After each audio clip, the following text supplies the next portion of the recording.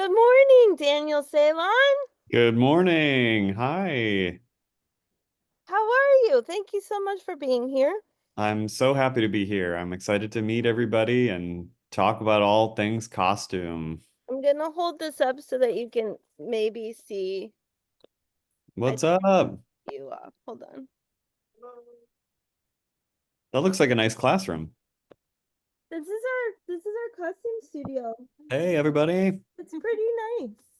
You have a decent Great. sized audience here. Love it. I think some people might be cutting class to come talk to you today.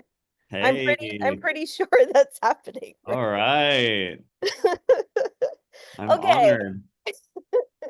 So in the interest of letting everybody's got specific questions for you, but before we get to that, I think maybe it would be great for you to just give us the I've we're really big on elevator pitches this morning. Give us the like mini version of your path into design.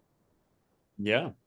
I know it's been a long path now. You've been doing this a long time, but yeah. What are you saying, Colleen? I'm just a baby.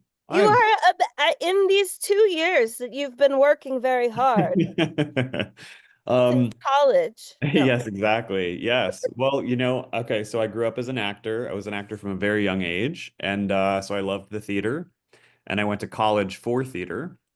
And in college, I discovered that I loved costumes because I got a job working in the costume shop, building costumes. So I started by stitching and assembling costumes and figuring out how to cut out the patterns and how everything was constructed.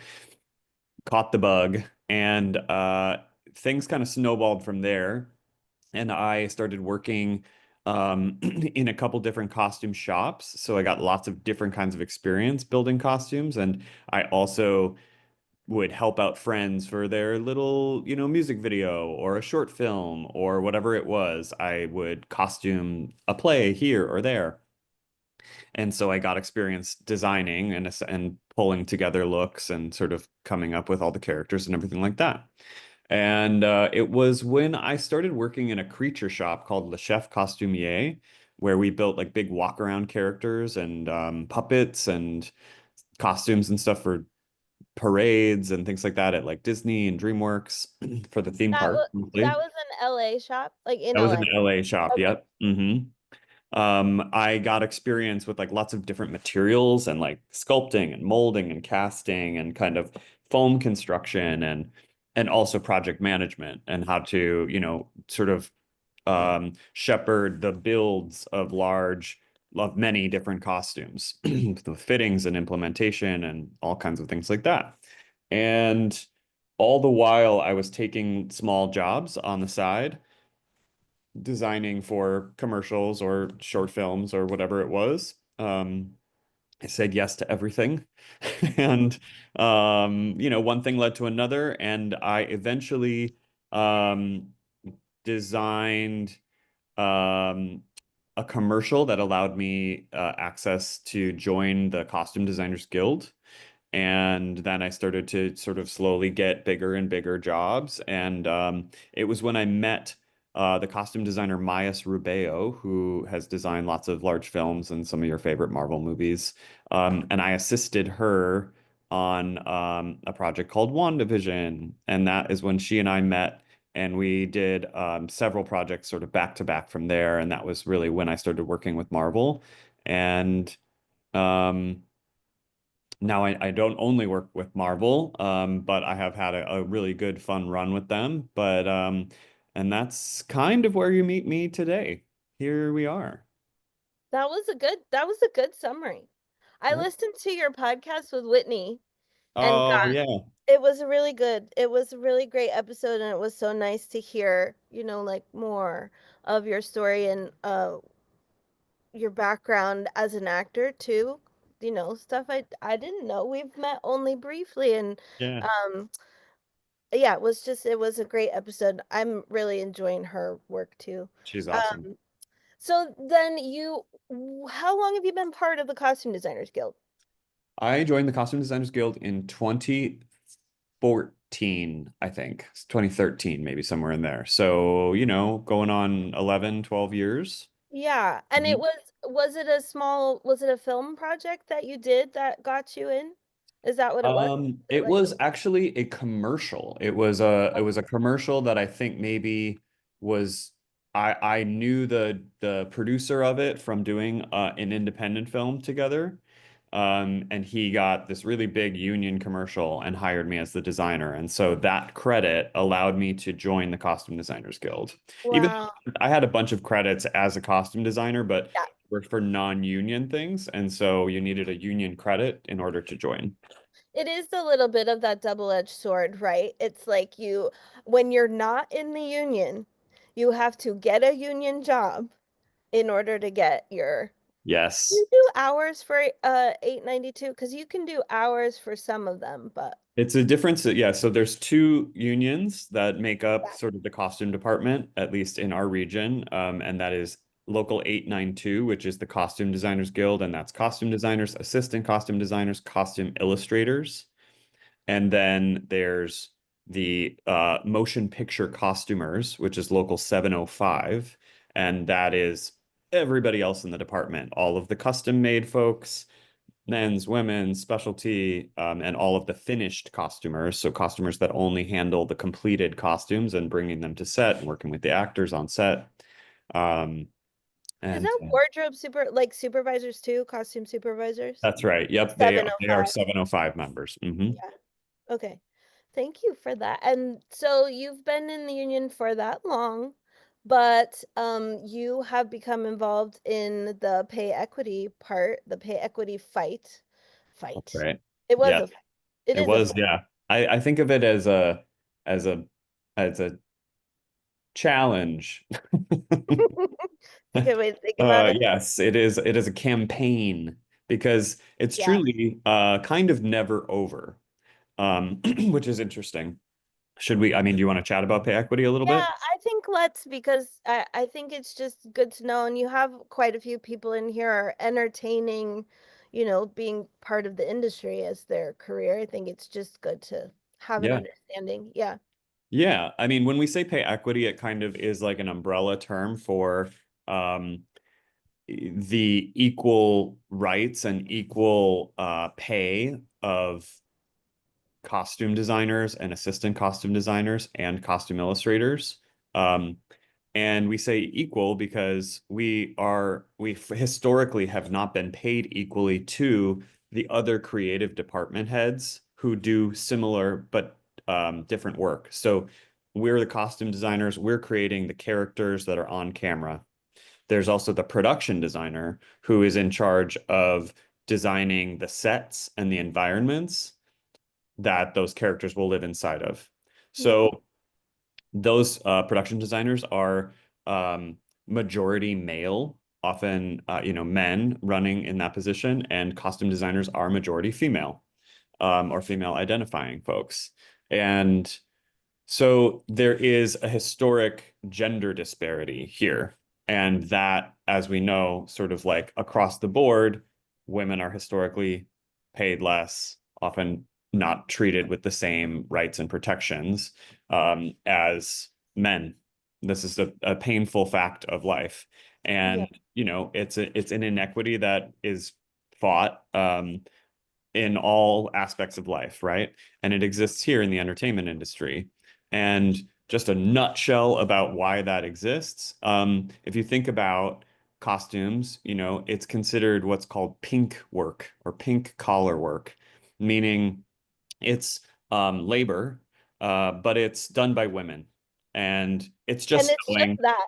it's just you guys are just shopping, right? You just have these costumes and it's not that hard and you just go get these things and it all just sort of happens and Sure. partially that belief is proliferated because so much of our work is so detailed and so specific to working with the human body, working with fabrics and construction, that those things are done sort of behind closed doors or in spaces where most people aren't watching us do it.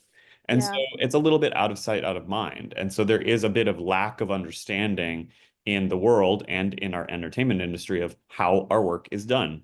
Whereas a production designer has to build a big set and they build it with wood and hammer and nails, and it takes a bunch of construction people to do that. It's more visible, it's more out in the open, and everybody's seen a house being built at some point in their life. Most people haven't seen a garment being constructed.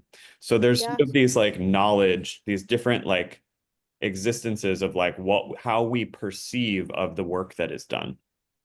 So the pay equity and the pay and the fight for pay parity, which means equal pay, is ongoing. But in our last contract negotiation, we did something super historic, and we were able to get the entity that is called the AMPTP, which is essentially this conglomerate of all of this film studios, production studios, the producers of those studios, and the lawyers that represent them. We all go to the negotiating table every 3 years, and we renegotiate the contract that we all agree to work under for union work. Hmm. And we sat down at the table and we did lots of presentations and we had our ducks in a beautiful row and we explained to them the inequity that I was just talking about and the historic, nature of it and that it's time to change. And they agreed. So it was a really big, big moment. And we were able to get pay parity for costume designers in our last contract. And the next part of that fight is for assistant costume designers. We weren't able to bring them up as far. We got them some definite raises, but they are still paid considerably less than their creative counterpart, which is the assistant art director who works under the production designer. Yeah. So there's work to be done, and I know, but but yay for we what you did do. we did a big thing, and I hope that moving into the costume field, all of you will benefit from that. And it's just important to explain what it is that we do, explain the importance of it, and Yeah, know our worth, know what our work is worth, and that it's important. And it's not just to be sort of, swept under the rug or told to just figure it out, or that we're not going to get paid for that overtime to complete the costumes. We have to treat ourselves with respect so that others treat us with respect. that is excellently put, all. And you see that disparity in the theatrical world, and you see it in the academic world as well. Yeah. So it is maintained throughout those roles and the genders primarily of the people who lead those departments. Yeah. Um, yeah, it's consistent. So well done on that. And I cannot remember, I know you will remember well, but did the negotiation of that contract happen?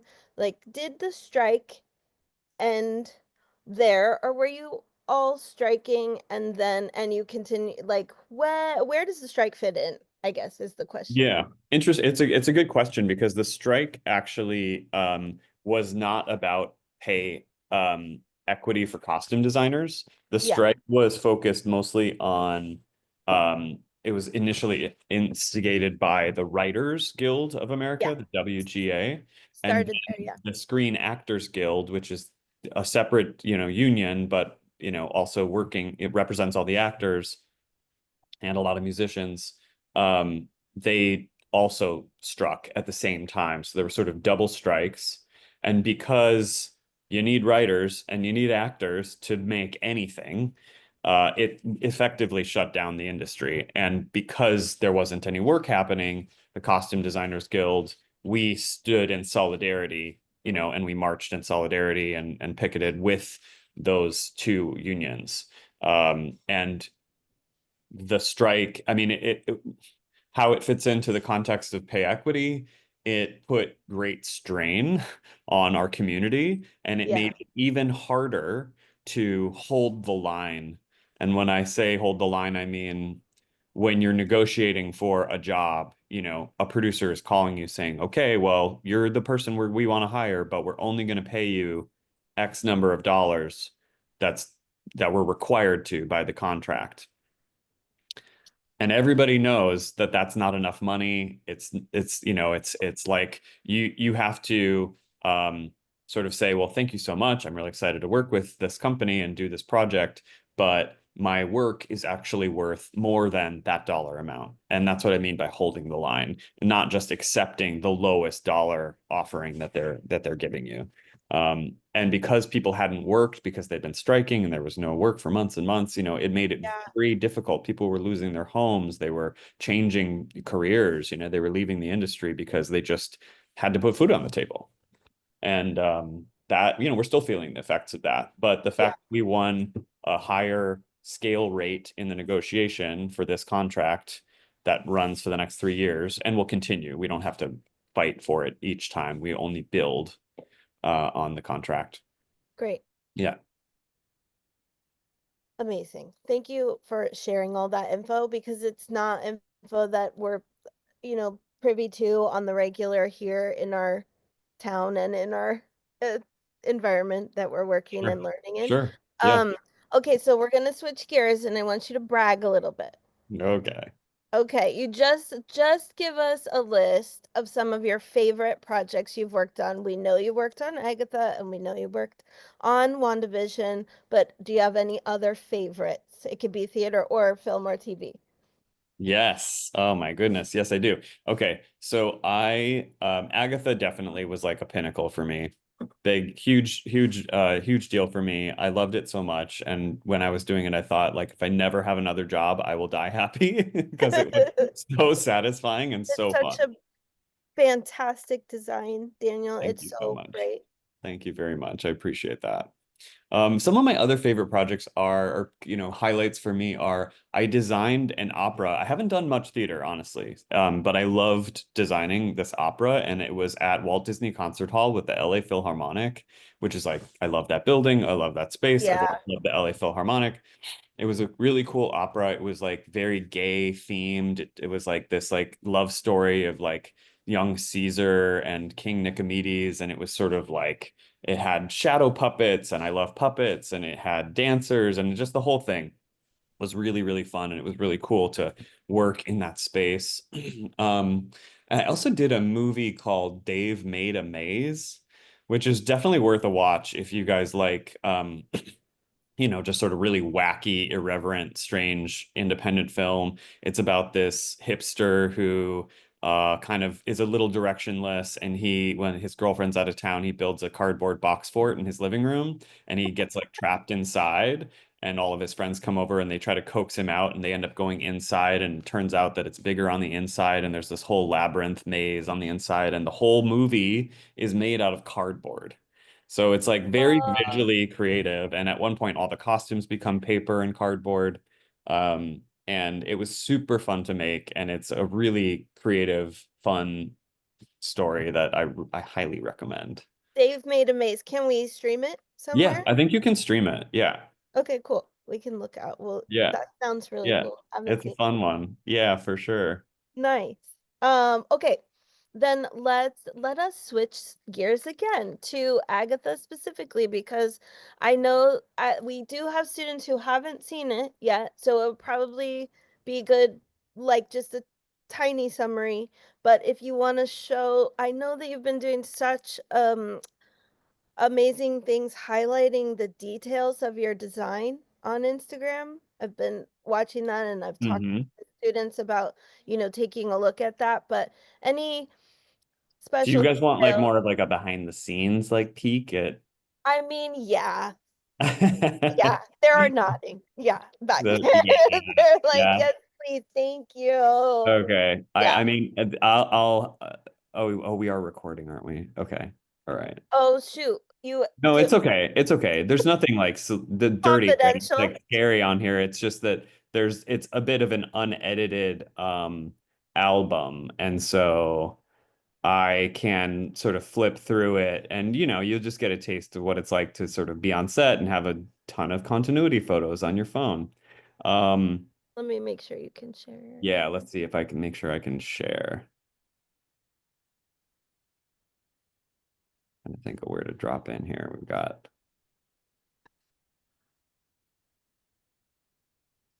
Okay. Should be good. Okay, let's see if I go like this and then I go like this and then I go here. Can you guys Yeah. see that? Yeah. Okay, It's I'm gonna do that. I'll make you a little bigger. Okay. Okay, so I'm just gonna kind of fire through, and if you're like, "Oh my God, please stop! I want to look at this closer." This is the first day that we shot Patty LuPone's character in her when she's like reading their fortunes and she's kind of pretending to be a divination witch, even though she really truly is. This is us on set at the mall in Atlanta, where we actually shot at a Hot Topic, which was hilarious. Because Billy's character is so like Hot Topic adjacent, or there's at least jokes about it. But this is the director of photography sitting on the floor here, framing up the shot with Catherine and Allie, and we're figuring out. That's my assistant designer, Christine Casaus. She's amazing. I just thought this was so funny how Patty's lips were like all made big by the thing. This is a robe that we made for Catherine for the fight scene when Aubrey Plaza's character bursts into the house. I'm trying to like skirt around the spoiler alerts here. But I found this fabric downtown and it's so cool and I loved it so much and made her this robe, but we ended up going with a different robe. So now this is Catherine's bathrobe. Wait, you found it? That fabric existed? Yes, this is on a giant roll at Rag Finders in downtown LA. Oh my God. I know, I love it. Um, this is the day that we were shooting the scene where she transitions through Oh all my God. the, which was It's such a so good. yeah, this was us zooming in on the naughty and her butt. This was so How fun too many? because we Yeah. made these costumes for WandaVision, and I was like, well, they were some of them were really brief. Like this one was only in the opening sequence of an episode of WandaVision, and here it got a lot of play. You had to do like how many did she go through? She went through at least six, I think, right? Like in that moment when she We did every decade in WandaVision except for the 60s. We skipped the 60s. So this is what it looks like when Agatha Harkness calls you on FaceTime. This was us, getting her nails and everything right. I just loved this moment. This is Jack Schaefer, who is the writer creator of WandaVision, and she's the writer creator director of Agatha.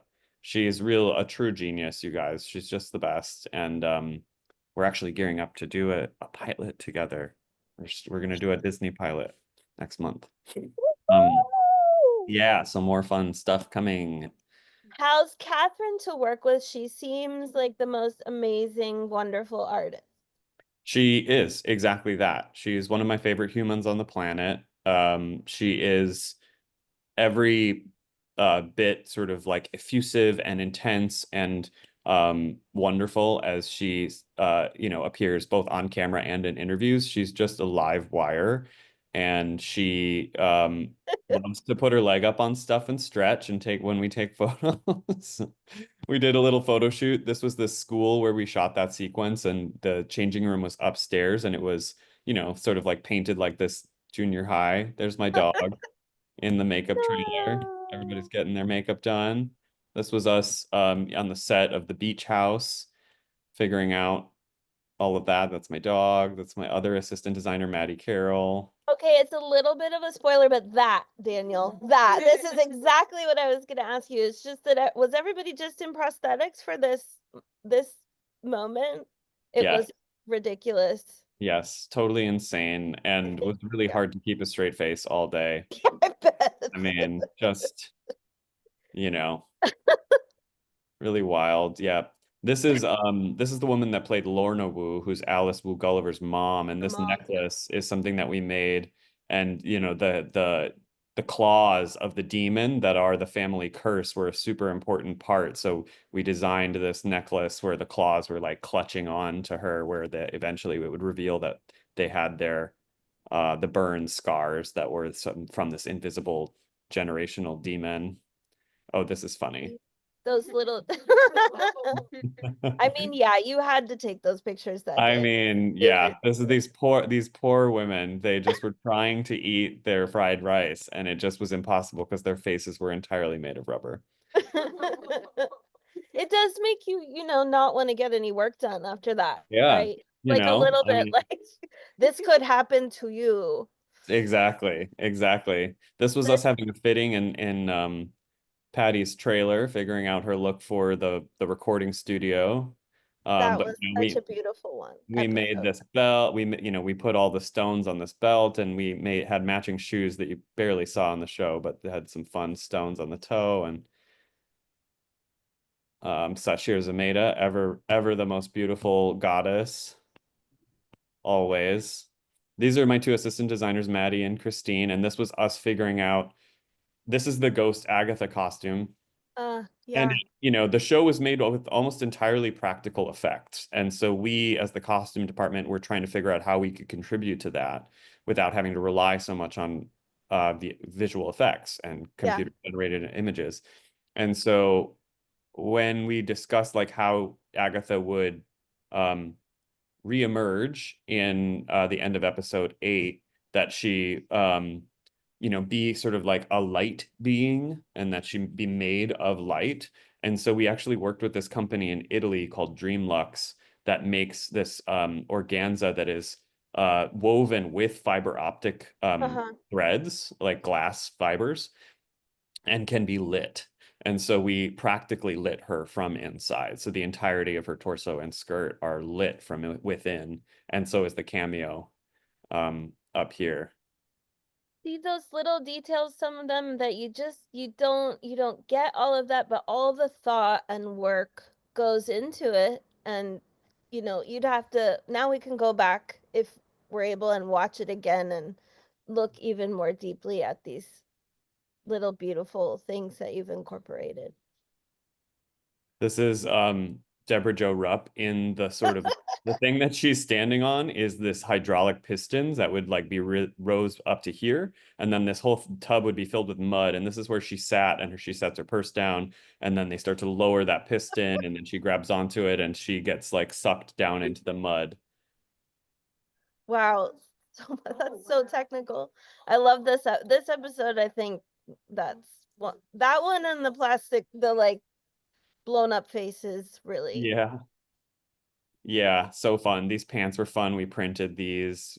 We made this graphic and Who do you work with for custom printed textiles? well, I have a graphic illustrator, my friend Sergio, who I work with for the actual art. And then we do a lot of printing with a company in Los Angeles called by design screen printing, and they do like basically all of the superhero stuff, so all of the dimensional screen printed stuff that you see that makes them look sort of like scaly or sort of like they're made of tiny sort of geometric shapes, and sometimes it's Yeah. imperceptible, but they do really incredible stuff where they can screen print on top of screen print to create these dimensional things, and each layer can be a different color ink, and like you can print one Wow. layer of one color of ink on top and one color on the side so that when you move past it, it sort of does this like magical flip-floppy. We use that a lot. They do that. They do the printing too with the texture as well. Do they do Yeah. that? That's Yep. amazing. It's really amazing. It's really fun to design and work with them. Um, yeah, just so cool. This was us figuring out what her hair should be as the Wicked Witch. We made the hat, and this was actually the wig that she wore in WandaVision, in the Halloween episode when like Vision comes up to her in the car and she's like sort of has this whole episode moment. But we decided to go more traditional, like the film with Wizard of Oz. Here you can see her wearing the dress with all the light. This is a nice detail close-up of Vertigo. She was the leader of the Salem Seven, all of the Oh witches, my all God, they were in so black. scared. And she was a cicada was her animal. And so we actually sourced all these beetle carapaces from Thailand Hmm. and hand stitched them all over the costume. You can see the little beetle heads, their little eyes staring Oh at. my God, they came with their heads. I They know. usually just are the I wings. know. We Wow. used we used every piece of it. And then you did a lot of work on the Salem 7 with the tying the knots and the braiding, right? With all of like this fan lacing Yeah, here. yeah. Yeah, that was something I really wanted because I love fan lacing. I think it's so cool, and I wanted it to be like, that they're so tortured, these characters. So I wanted them to have this sense of like tension and being restricted, and what they wanted was Agatha, but they had all these restrictions. They had these masks that were holding them back, and they had this lacing. Yeah. And so that you see the tension of it, sort of gathering and coming up here, and then it's like an explosion, and the explosion, the energy shoots outwards with the cicadas, because there would also be this moment that we knew she would sort of have cicadas burst out of her mouth. So I wanted that energy to be in the costume. And who did the build? This was in our shop in Atlanta. We had a shop in LA and Atlanta Nice. for most of the show, but we Yeah. shot in Atlanta. And so this was done by Mariah McCormick, who is just one of my incredible cutters, table persons, And who she did this beautiful work. She also did like the Green Witch. Um, yeah, I mean that's a beautiful one. yeah, Hawaii. There was a luau. A luau just happened. It just went there by. was. This is the first day that we had Aubrey. Aubrey in the Lady Death costume. This is when she wakes up Alice, Alice's character. Her looks were just magical. This was really fun to do Maleficent. It That was was a like fun such a dream. one. So what's the headpiece made of? The Is headpiece it is leather? it's mostly all leather. Yeah, it's a felt skull cap that's like hardened with lacquer, and I know then how to make those. yeah, did you guys work on that? Yeah, we did some of those for another Amazing. show. Yes. Yep, so it's a felt skull cap, and then the edge of it has a wire that is incorporated, and then the entire thing is covered in leather and wrapped in leather and painted as well. Um, Yeah, it was that whole thing. He looked like he was having the best time oh man, yeah, he sure wearing that. I don't see how you couldn't.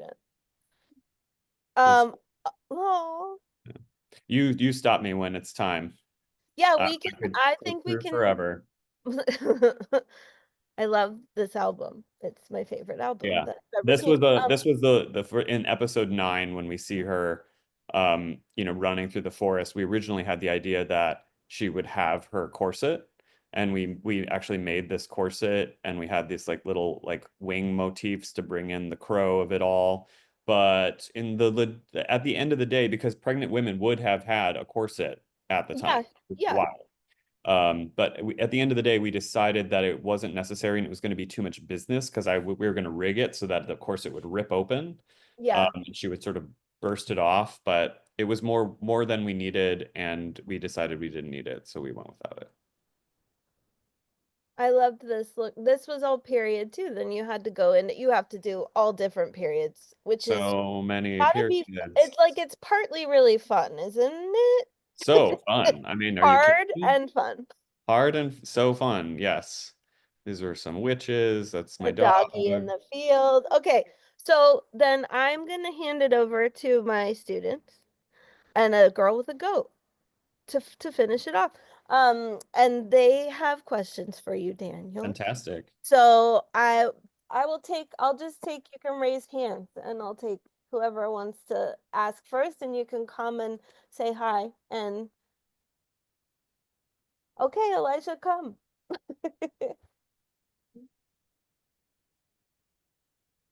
And then you can meet some of them. Yeah. Just introduce yourself and okay, whatever you want to ask. Right, see, I can't see myself. Hello, Hey. I'm Hi. Elijah. Nice to meet you. Nice to meet you. I had a question about specifically caring for the costumes in like in Agatha. I was wondering, especially with how many times they would get dirty, how was taking care of them afterwards, and were there any sort of like, do you have doubles at all or anything like that?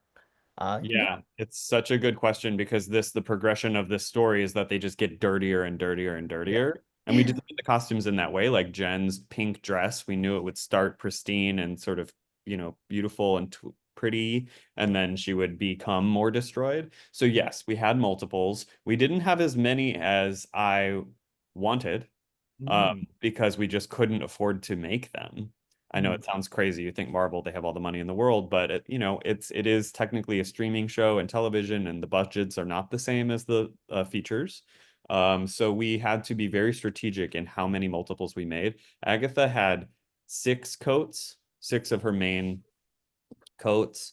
Um, that was kind of our number for most of the hero characters, knowing that certain multiples would then be specifically painted and aged to look like level 2, or level 4 after they were sucked into the mud. And so we had to be very we had to really craft the path of what that would look like and do the math ahead of time so that You did. we could have, if we had enough multiples to build, so that we could assign that. And each character has a stunt double. They have, sometimes a photo double that steps in for them when they're needed on another set or unit. So it gets very complicated logistically. And we work together as a team and with production, saying, hey, the money that you're giving us will only get us 6 multiples, and that's not enough. And we had that conversation actually many times. It is that thing, right, where you are given a budget and it sounds like a lot, and then they ask for twice the stuff you can provide Yeah, within whatever the budget is that they ask. right. That's right. Yeah. Yeah. That's really interesting, the doubling. Thank you. Thank you. Aisha, class people? That we got snap applause. Izzy, you wanna go? Hello. Hi. My name is Izzy. Nice to meet you. Nice I to just meet had a you. question about what kind of research do you do now that you're at this point in your career? Like, for example, do you just, go just just classic research, just go to the library? Or now that you're just saying, is there, I don't know how to explain it, but is there any, I guess, advanced sort of research that you do for the Sure. projects that you have? Yeah, that's a good question. Research is always, I think the kind of research that needs to happen is different for every project, right? So it's like, for Agatha, we did a lot of research into all different kinds of occult and, witchcraft, and the history of witchcraft, and the way that witches were portrayed, and the way that, people were actually dressing in Salem and like the East Coast at the time, because we were placing Agatha on an actual timeline of places that she had lived and times that she had lived through. So we were pulling research of actual garments from that time, and also the sort of more, the esoteric and things that were maybe more story based and sort of fantastical. So, and to answer your question practically, yes, Google, Getty Images, sometimes university library, image uh, banks have, some stuff that maybe the, normal library doesn't. There's some libraries in Los Angeles that focus entirely on the history of film and films that have been made, and they have drawers and drawers of historical illustrations from costume designers from past. So that's really cool. And I think it is important to sort of bring AI into the conversation and say that, there is a space like the question that's on my mind right now is like, what does AI and ChatGPT and all those programs, where is the appropriate space to use them? And I would say that it's not in image generation to present as design, but it's really excellent at research and helping sort of narrow in on a specific set of information. And so, I'll ask ChatGPT just like, hey, can you come up with a list of reference books that are going to give me images of women who were portrayed as witches from 1600 to 1930 in Massachusetts. And it's going to do a faster, better job than I can do in 10 minutes to pull up a list, and then you go through that list. So you're doing the research, you're just sort of using it to, compile lists and send you off in the right direction. So I actually think it's a pretty good use of that. That is a great use of it. And I didn't think to do that, to do that. So maybe we'll incorporate that into some of our work Yeah, too. I think what I'm learning about, ChatGPT and AI is that it changes the way it's as if you're sitting across from like a project partner and you're having a conversation. It's more conversational, and I actually think more that way than having to sit and sort of formulate what the query is in a search bar. So it's sort of moving into a space where we're more intuitively having conversations about the information we're trying to find. And I think that it's a little bit of a fast track, and I hope, makes it a more efficient way to then create more space and time for us to have the creative thoughts and sort of spin those tales and figure out exactly what is the design and how do we want to incorporate that. Yeah. Yeah, that's great. Blaine, Sammy, I know you have a question back there. I think you're next, Sammy. Ariel, do you have a question too? Okay. Howdy, my name is Hey, Blaine. hey, Blaine. Good. The question I have for you is, what's the best advice you can give to someone wanting to move up into the film industry, and like the way of like, maybe they only have like maybe a couple shows of like assistant designing or like designing. Yeah. Yeah. I think everybody's path is different, and so it's really important to stay true to your interests. The industry is both a really small place, but it's vast in its, in the sort of the things that are going on. So it's important as a person entering the workforce and kind of entering the entertainment industry to say yes to lots of opportunities that come your way. A lot of those will probably be unpaid, and that's the painful fact of the matter, is to be able to balance like you keeping a roof over your head, but also getting experience in the field that you want so that you are meeting people, making relationships, and getting experience in just how to do it. Um, if you can combine the two and get paid for it, like you've really cracked the code. And if you chip away at it, you will. You can do it. I think it's important to understand the structure of like how people enter the industry through the system of the unions, and like I say two hands because 892 and 705 being those two unions. Yeah. um and a lot of people do that by being a production assistant first, and that way you're really a gopher, and you're getting lunch and you're getting supplies and you're delivering things and you're picking things up, but you're seeing how the department works, and you're getting to see all the different positions and how people work within the department. That's really important, because to be the leader eventually, you have to understand how all of the individuals work, because you're going to be their manager. And so the answer is twofold. It's like, know the system, know what it would entail to start at the bottom rung of the ladder as a PA, but also take any opportunity that comes your way, or that you can seek out to be the creative head and put your creative thoughts into motion, whether that's just making a costume that you have in your head, or constructing a garment that you think would be a good challenge to figure out. And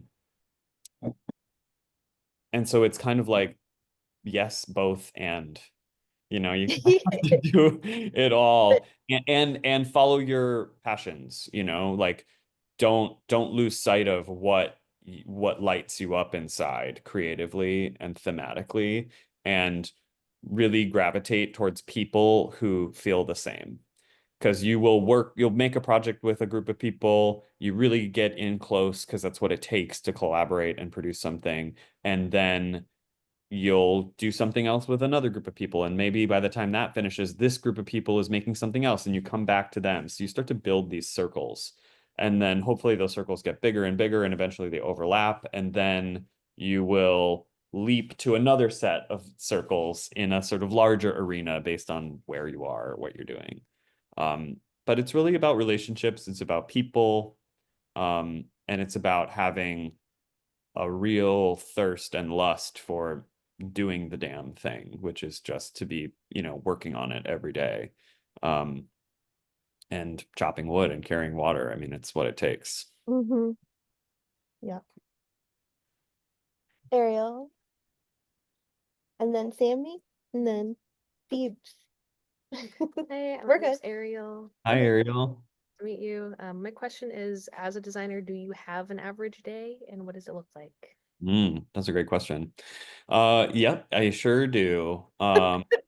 It's long and arduous. No, it's I love what I do. Sometimes probably, yeah. Sometimes it's really long and arduous. Yeah, I mean there's sort of different phases of our job, right? There's like the prep period, which is what I'm doing right now, getting ready to shoot this Disney pilot where I'm at home, I'm on the computer, I'm doing research, I'm like calling people to work on the crew. I'm, just sort of doing a lot of things that feel not creative. I'm making breakdowns, I'm doing that kind of stuff. Then you go into prep where you have the crew hired and you're essentially preparing all the costumes at the same time. And those days tend to be pretty fast and intense, and a lot of instruction and delegation to people that you are working with. A lot of creative meetings at that time also, making presentations, presenting those things, receiving notes about those things, making alterations to the ideas, and continuing to gather things. And then the shooting period, which, those days are 12-hour minimum. Sometimes it's, sometimes as the costume designer, you're working sometimes 14, 16 hours a day. It's no joke. It's like not that it's not possible to have a family, but a lot of people struggle to have families and partners who work in this career in this industry um consistently. And I'm not going to beat around the bush about that. It's just a reality of it requires everything of your focus and your hours in the day. Yeah. Yeah. It's something you have to know if that's a path you want to go on, Mhm. And it's not to say that there's not other positions, there's a ton of, if you're a costume person, there's a lot of different places that you could live inside the constellation of the costume department or a film. Yeah. If you're not the designer, there's still wonderful experiences to be had, and people and other roles that have a little less responsibility where you do get to clock in and clock out. And the typical production day is 12 hours. So you're on a 12-hour minimum. So you are starting at 7 and you're ending at 7:30 p.m., you know? Yeah. Yeah. Yeah, it's no joke. Thank you. Yeah, thank you. Okay, these are the last two. So Sammy, come. Well, unless yeah, I was okay with going till 11:30 for an hour with you. Is that okay, Daniel? That's great. And Yeah. then if anybody has to leave at 11:20, which is now, you can. But we're gonna go till 11:30. Come on, Sammy. Hi. Hello, I'm Sammy. Nice to Hi, meet you. Tammy. Nice to meet you. I have a question. What were like some of your where did you get the inspiration to create Rio's design in Agatha All Along? Like her Green Witch specifically. Yes, like Yeah. yeah. Yeah, that one was actually the toughest costume to create, to sort of concept and get approved in the entire show. And it was not for lack of ideas, because we all had very different ideas about what the Green Witch should look like, I presented a lot of things that were maybe a little more flowing and a little more like wood nymph vibe, that were maybe a little more feminine, um and grand. And the Jack and Mary, the creators, they really wanted this sort of cool girl vibe. And so we came up with the concept that, you know whatever you're wearing in the real world, when you pass into the world of the road, and in her case, she enters through Mrs. Hart's grave, right? So there's like portal of transformation. So we used that to figure out like, okay, maybe she was wearing like a cool sort of cropped blazer and pants, and as she transitions into the world of the road, it's it rots, it sort of has this like evidence of decay and growth, because of the life, birth, death cycle. And so that's sort of where the silhouette came from. I knew that I want to incorporate like the tree of life, which you see sort of like coming up the center of her sternum, and then it usually branches out. And then when she becomes Lady Death, it's much more obvious. Um, and the actual like coat itself with all of the like mosses and stuff, that idea came from right before I started Agatha. I went on a vacation with some friends to Panama, and I was like in this really tropical like rainforest, like staying in this cabin like right on the edge of the ocean. It was a super dramatic location, and outside of this cabin were these rocks that were covered in all of this crazy, all these greens. It basically was Rio's coat on a rock. And I was like, this is the most beautiful thing I've ever seen. And I took all these photos of it. And then when I was prepping the show, I put those all on my mood board. And they really just that idea and those colors and those textures just slowly moved over into the costume that you see on camera. That's pretty. Yeah. I'm sorry. I also have another question. Mhm. What is like something that you learned like during your years of designing and everything that has stuck with you? Such a good question. That means watch the show. Yeah. Yeah, for sure. You know, there's a number of things that stick with me as a designer, but I think it's that, you know, it's really about telling stories. Like you have to be passionate about one thing or another. And for me, it's about the characters and telling a story. And I think that's why I like to put so much story into the actual costumes themselves. Yeah. But you have to find what that passion is, like whatever your sort of never ending wellspring of inspiration or passion is, and you have to really hold fast to that because inevitably it's going to be really hard, it's going to be really exhausting, it's going to be super challenging, and it's going to threaten to dampen your spirit. I hate to say that, but it's true. And so it's your job as the artist to hold on to your wellspring of inspiration or whatever it is that keeps you there, that gets you out of bed every day to do it. And if you lose sight of that, it becomes really hard. I think that happens, it's like we're making something that is both art and commerce. And the junction of the two, they threaten each other. But they need each other to exist. And so you are there at the crossroads, kind of like holding those two concepts together. And you have to be strong. You have to have a strong foundation of what makes you tick and keeps you kind. You have to be kind. You have to be kind always. If you're not kind, don't do it. Yeah. Yeah, please don't. Thank you. I Thank have you. a bunch of other questions, but I'll let somebody else go. Yeah. Okay. You can email me. You do have one? Okay. That's nice. That's nice, Daniel. Yeah, Okay. I'm happy to get questions by email. Okay, great. Hi. My name is Phoebe. Hi, Phoebe. I had several questions, but you answered all of them. And I just wanted to say thank you for answering all of those. I wanted to know when you wanted to change careers from acting, and you said the commercial pretty much did that. Am I right with that? Well, yeah, I mean, it's a really good question because I used to like hide the fact that I was an actor and sort of it was a little bit of like a point of shame for me. Um, and now I realize it's a superpower because I know how the actors work, and Mhm. I can get in their head and I actually design from the inside out based on what the character maybe should be feeling. And I also know how to talk to actors, so it's a collaboration. Uh, and for me, that transition point happened when I wasn't making so much theater, which is what really lit me up as an actor. And I was doing more like film and commercials as an actor. And I just felt kind of like a lighting object. Like I just was sort of not, it didn't make me feel like alive like acting in theater did.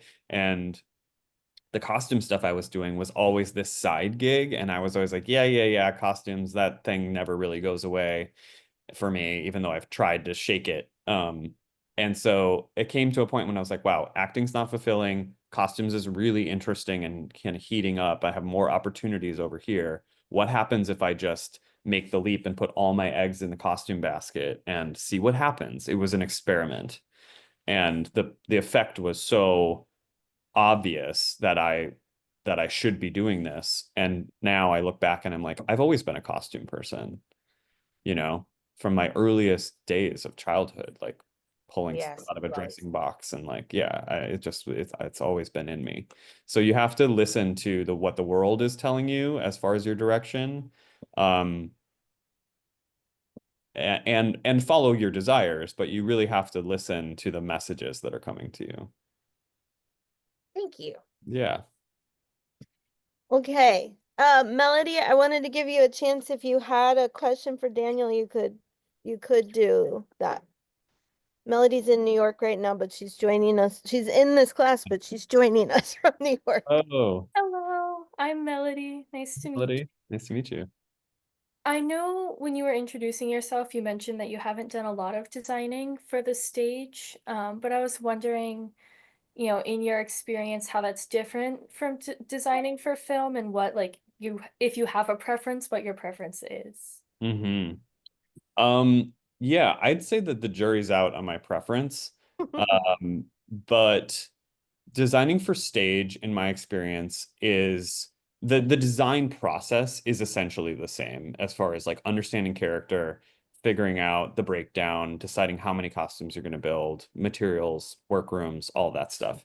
But the you know, from the stage, the audience is sitting so much farther back. And on film, the picture is being brought up right here in front of you where you're going to see all of things in high definition detail.